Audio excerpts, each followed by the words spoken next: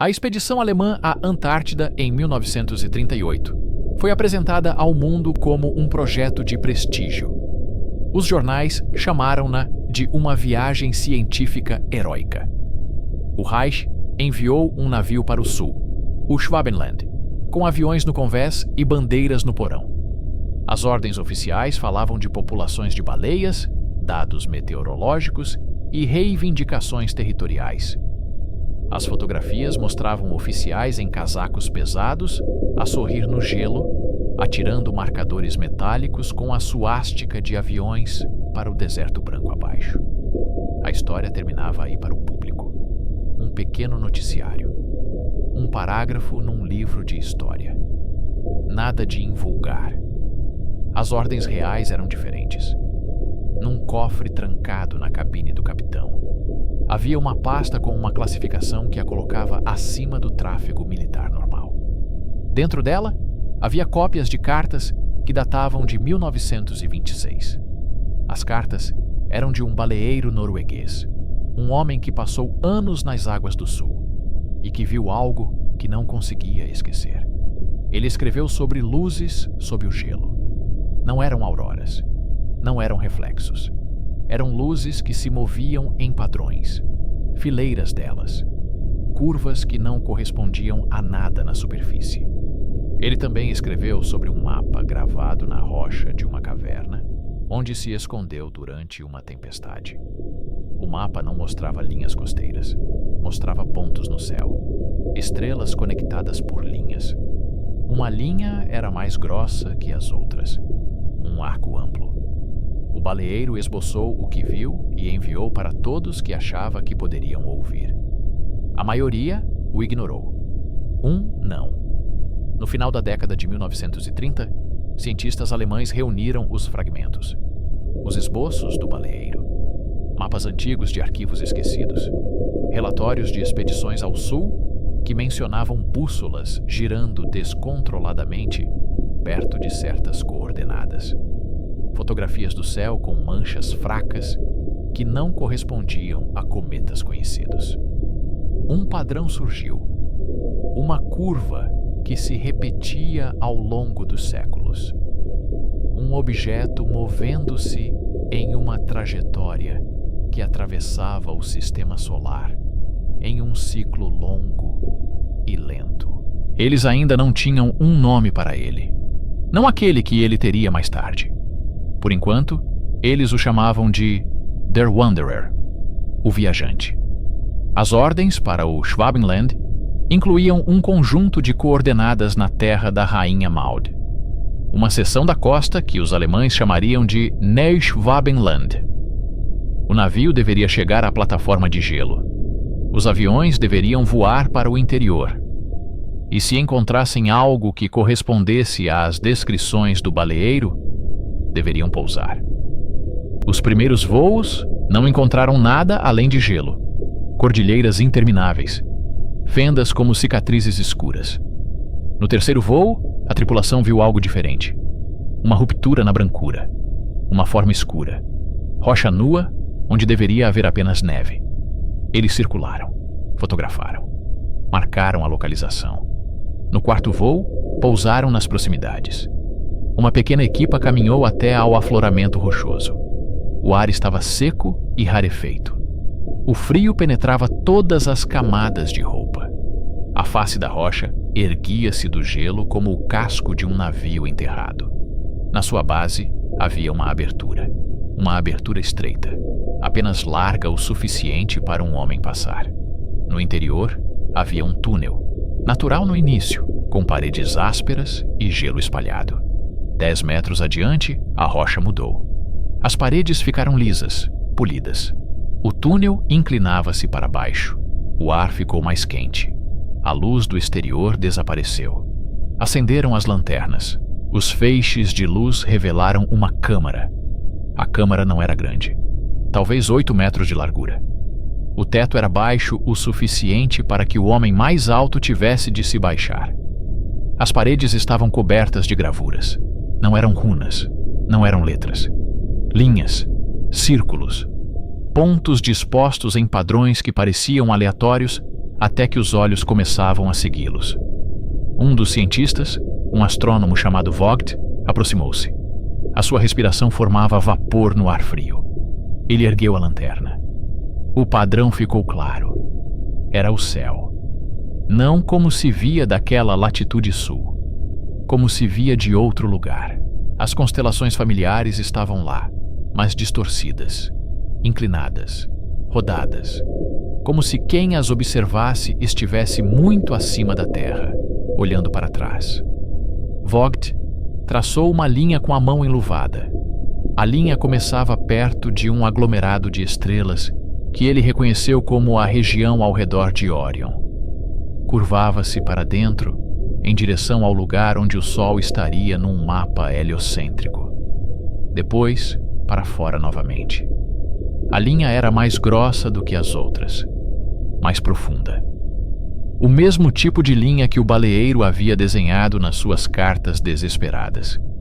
Em intervalos ao longo da linha, pequenas marcas indicavam pontos, cruzamentos, locais onde a curva intersectava círculos desenhados em torno de certas estrelas, ou em torno de símbolos que ele não conseguia identificar. Planetas. Tinham de ser planetas. Vogt fez as contas na sua cabeça. Aproximadas, intuitivas. O espaçamento ao longo da linha, os ângulos. Correspondia à órbita que tinham calculado para o Wanderer, usando fragmentos de dados. A mesma elipse longa, a mesma inclinação, os mesmos cruzamentos perto das órbitas de Marte, Júpiter e dos gigantes exteriores. Alguém tinha esculpido o caminho do Wanderer nas paredes de uma câmara escondida na Antártida, muito antes de os cientistas alemães lhe terem dado um nome. A equipa fotografou tudo, mediu, esboçou.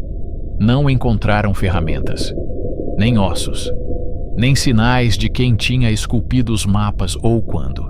Apenas as marcas, encamadas em alguns locais, como se tivessem sido atualizadas ao longo do tempo. Algumas linhas eram mais profundas, outras mais recentes. Mas não havia datas, nenhuma língua. Apenas o céu e a curva do Wanderer a atravessá-lo. Eles voltaram para a nave com os seus filmes e notas. O capitão transmitiu uma mensagem codificada para a Alemanha. A resposta foi breve. Estabeleça uma base. Proteja o local. Não perturbe mais a câmara. Prepare-se para uma segunda fase. A base que construíram acima da câmara era pequena. Um conjunto de cabanas pré-fabricadas ancoradas à rocha. Tanques de combustível meio enterrados na neve. Mastros de rádio protegidos contra o vento. Chamaram-na de Estação Drey. Oficialmente, ela não existia. As coordenadas foram relatadas incorretamente nos diários de bordo. Os voos que a abasteciam eram disfarçados como testes de longo alcance. Os homens estacionados lá assinaram juramentos adicionais, com penalidades que iam além da corte marcial. Vogt ficou, assim como um punhado de outros. O seu trabalho mudou de exploração para observação. Instalaram instrumentos no gelo acima da câmara, magnetômetros, sismógrafos, antenas de rádio primitivas apontadas para o céu.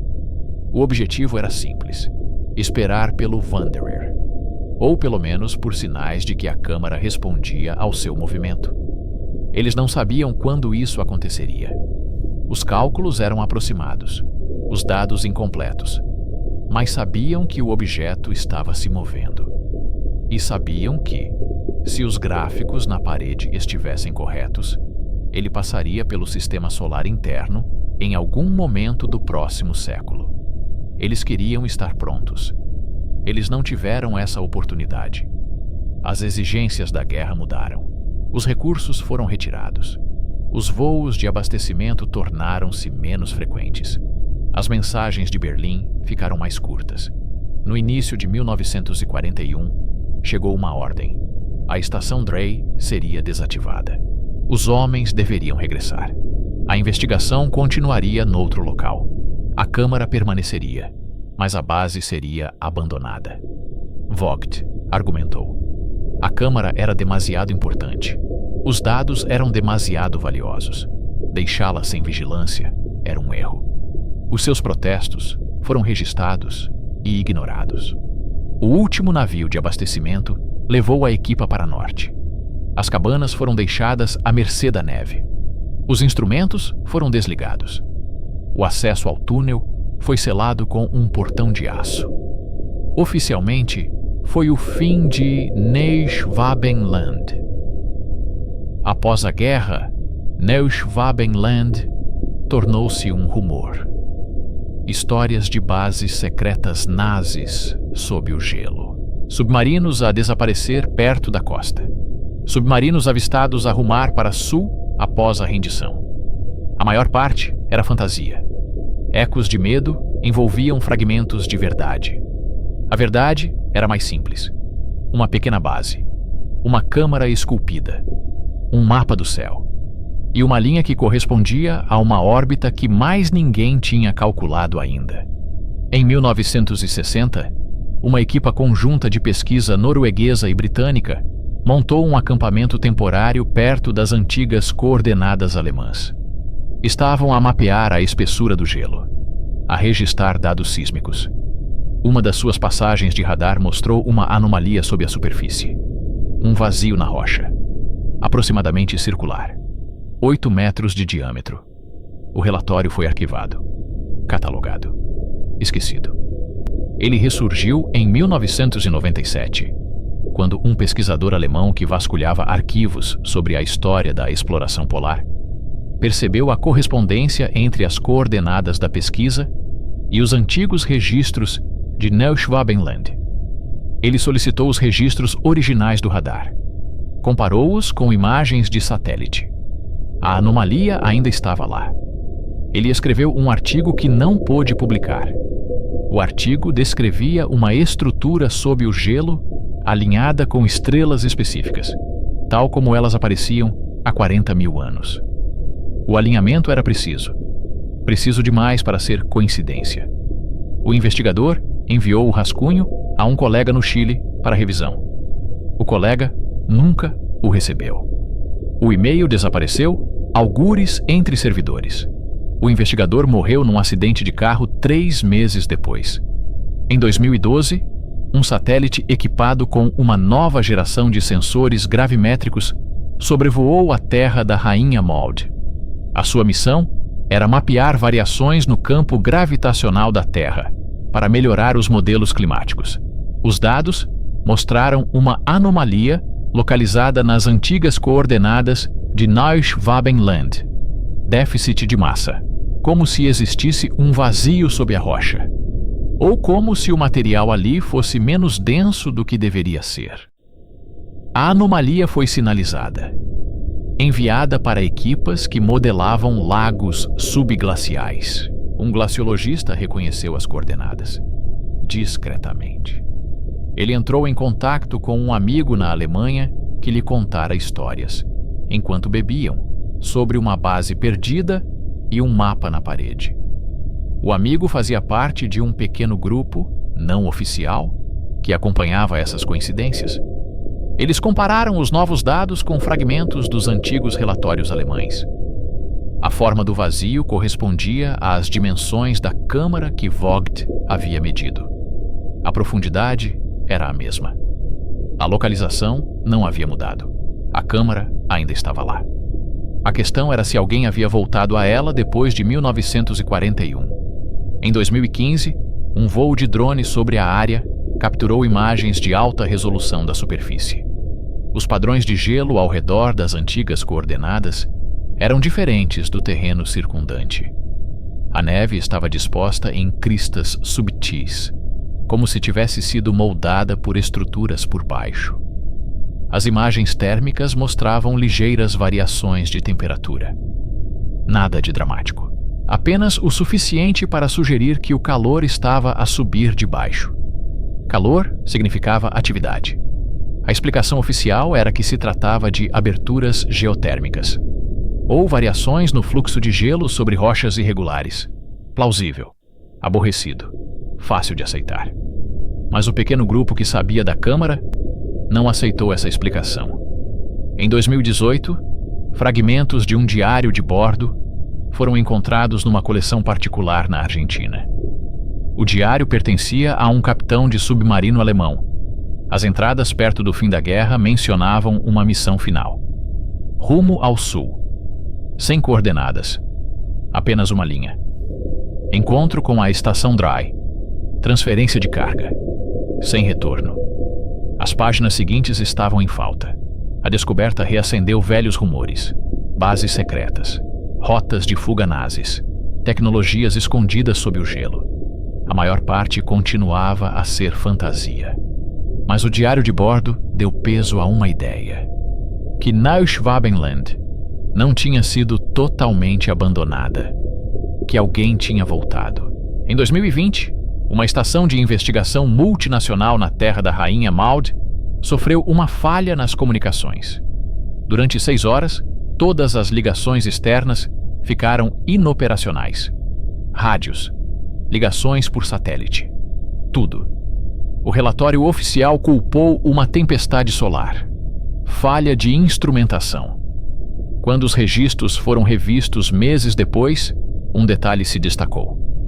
Durante a falha, os sismômetros da estação registraram uma série de pequenos tremores. Rítmicos. Regulares. Vindos de uma direção que apontava diretamente para o antigo local de Neuschwabenland. Os tremores pararam quando as comunicações foram restabelecidas. Ninguém na estação sentiu os tremores. Eles eram muito pequenos, mas os instrumentos os registraram. Quando os dados foram convertidos em frequências de áudio e reproduzidos, os tremores formaram um padrão. Pulsos. Curtos e longos. Não muito diferente do código Morse. Não decodificável claramente em nenhuma língua conhecida, mas estruturado. O padrão correspondia, com uma proximidade assustadora, às emissões de rádio de um objeto que os astrônomos haviam designado como 3I/Atlas. A conexão era circunstancial. Nenhuma linha direta podia ser traçada. Mas as pessoas que acompanhavam os fios condutores de Neuschwabenland há anos viam a sua forma. Uma câmara sob o gelo com um mapa do caminho do Wanderer nas suas paredes. Uma base construída acima dela e depois abandonada. Ou não. Submarinos a rumar para sul no final da guerra. Instrumentos modernos a detectar calor e tremores onde não deveria haver. E sinais que pareciam ecoar o batimento cardíaco de um cometa, de um lugar que não tinha nada que ouvir. Num escritório seguro em Berlim, um arquivo foi atualizado. Neuschwabenland. Status: ativo. Não confirmado. Não público. Mas não mais uma relíquia de um regime morto. Algo sob o gelo ainda observava o céu. Ainda rastreava o caminho do 3I/Atlas através do vazio. E quer tivesse sido construído por mãos humanas ou apenas encontrado por elas, tinha se tornado parte de uma rede que não terminava na atmosfera terrestre. O gelo cobriria os seus segredos, por enquanto. O vento apagaria os rastros, como sempre fizera. Mas o mapa na parede permanecia, esculpido na rocha, que não se importava com quem reivindicava a terra acima. A curva do Wanderer cortava o campo estrelado. Linhas antigas, novas perguntas, à espera da próxima vez que o cometa retornasse e a câmara escondida decidisse, mais uma vez, responder. Em 2023, uma empresa de pesquisa privada registrada na Islândia reuniu discretamente uma equipa para o que chamaram de Missão de Pesquisa Glaciológica na Antártida. A empresa tinha financiamento de fontes que não apareciam em registros públicos. Investidores em tecnologia. Magnatas do transporte marítimo. Pessoas com dinheiro suficiente para fazer perguntas que os governos se recusavam a responder. A equipa incluía especialistas que não tinham nada a ver com uma pesquisa de gelo de rotina. Um geofísico que passou uma década estudando anomalias subterrâneas.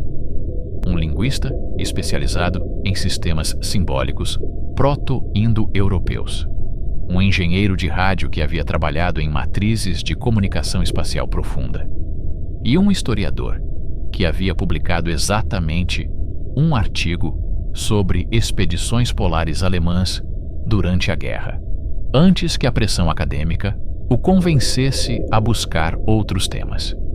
Eles pousaram em uma estação de pesquisa a 200 quilômetros das antigas coordenadas de Neuschwabenland. Oficialmente, eles estavam lá para instalar equipamentos de monitoramento climático. Eles tinham licenças, documentação adequada, cartas de colaboração com programas científicos internacionais. Tudo parecia legítimo. O equipamento real estava embalado em caixas rotuladas como peças sobressalentes e suprimentos de emergência. Radares de penetração no solo muito mais sofisticados do que qualquer coisa necessária para medições de profundidade do gelo. Matrizes sísmicas portáteis, magnetômetros sensíveis o suficiente para detectar variações em microteslas, e um receptor personalizado projetado para capturar sinais em bandas de frequência que não tinham designações oficiais, porque não se conheciam fontes naturais que transmitissem nelas. Eles chegaram ao local após 3 dias de viagem por terra. As coordenadas correspondiam aos antigos relatórios alemães com uma precisão de metros. O afloramento rochoso ainda estava lá, parcialmente enterrado sob décadas de neve acumulada. A imagem térmica mostrava o que o satélite tinha visto. Um sinal de calor fraco, difuso, vindo de baixo. Eles limparam a neve da face da rocha. Encontraram a abertura, a entrada do túnel. O portão de aço instalado em 1941 estava enferrujado, mas intacto, trancado. A equipa trouxe ferramentas de corte, maçaricos de plasma. Trabalharam em turnos, protegidos do vento por lonas fixadas no gelo. Demoraram 6 horas a abrir o portão. O túnel além era tal como descrito nos relatórios antigos. Rocha áspera a dar lugar a paredes lisas. A descida para um calor que não deveria existir nesta latitude, a esta profundidade. Avançaram lentamente, testando a qualidade do ar, verificando a instabilidade estrutural. Cada metro foi documentado, fotografado, mapeado. A câmara no final do túnel estava inalterada. As esculturas cobriam as paredes exatamente como Vogt havia descrito. Mas havia algo novo. No centro da câmara, onde os relatórios antigos descreviam um piso de rocha nua, havia um dispositivo. Não era grande, talvez 1 metro de altura, cilíndrico, feito de um material escuro que parecia metal, mas não refletia a luz como o metal deveria. A superfície era lisa, exceto por uma série de recortes dispostos em um padrão espiral ao redor do cilindro.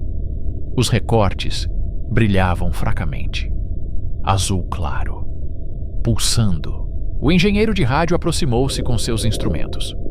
O receptor registrou um sinal imediatamente. Forte, coerente. A frequência estava fora da faixa do rádio terrestre normal, mas dentro dos parâmetros para os quais o dispositivo havia sido projetado para detectar. O sinal pulsava em ritmo com o brilho do cilindro. Ele registrou tudo. Fez uma análise espectral. Cruzou referências com fontes conhecidas. A assinatura correspondia às emissões detectadas do 3I/Atlas, quando o cometa passou pelo sistema interno 2 anos antes. Não era uma correspondência geral. Era uma correspondência exata. A mesma frequência, a mesma modulação, a mesma estrutura de pulsação. O cilindro estava a comunicar com o cometa. Ou tinha estado. Ou estava à espera que o cometa regressasse e voltaria a transmitir quando a geometria estivesse correta. O geofísico examinou o chão ao redor do cilindro. A rocha mostrava sinais de perturbação. Perturbação recente. Arranhões. Marcas de ferramentas. Alguém tinha estado ali. Não na década de 1940. Recentemente. Na última década. Talvez menos. Eles encontraram evidências perto da entrada do túnel. Uma embalagem de comida. Embalagem moderna, marca norueguesa, data de produção estampada na folha. 2017. Alguém tinha almoçado aqui há 6 anos, enquanto fazia um trabalho que não deixou nenhum registro oficial. A equipa debateu os próximos passos. Extrair o cilindro exigiria equipamento que eles não tinham. Tentar comunicar com ele poderia desencadear respostas que eles não podiam prever. Documentar e partir era a opção mais segura. Mas segurança não era o motivo pelo qual eles tinham vindo. A linguista estudou as gravuras enquanto os outros trabalhavam. Ela concentrou-se nas marcas que não se encaixavam no mapa celestial. Pequenos símbolos agrupavam-se perto da linha grossa que representava o caminho do Wanderer. Não eram estrelas, nem planetas. Era outra coisa. Ela fotografou-os, sobrepôs-os, rodou-os e encontrou um padrão. Os símbolos eram números, ou um sistema de contagem. Cada grupo marcava um ponto ao longo do caminho do Wanderer. Ela contou 13 grupos, 13 passagens. 13 vezes o objeto tinha atravessado regiões específicas do sistema solar. O grupo mais recente estava marcado de forma diferente, mais profundo, mais recente, como se tivesse sido esculpido no último século. Ela percebeu o que estava a ver. Um registro de visitas. 13 vezes ao longo de milênios. Cada passagem anotada. Cada regresso antecipado. E a última marca estava incompleta. Uma linha iniciada, mas não concluída. À espera da 14ª passagem. À espera que o 3-Atlas regressasse novamente. A equipa passou 18 horas na câmara, a gravar, medindo, coletando amostras das paredes rochosas, onde as esculturas eram mais profundas. Eles não tocaram no cilindro, não tentaram movê-lo, mas colocaram sensores ao seu redor, pequenos dispositivos, alimentados por bateria, projetados para registrar quaisquer alterações no sinal, no brilho, na temperatura. Eles selaram a entrada do túnel atrás de si quando partiram. Não com o velho portão de aço. Deixaram-no aberto. Óbvio.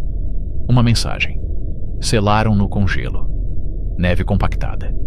Fizeram com que parecesse natural. Como se a entrada nunca tivesse sido limpa. Deixaram o vento terminar o trabalho. De volta à estação de pesquisa, transmitiram os seus dados através de canais encriptados. Não para governos. Não para universidades.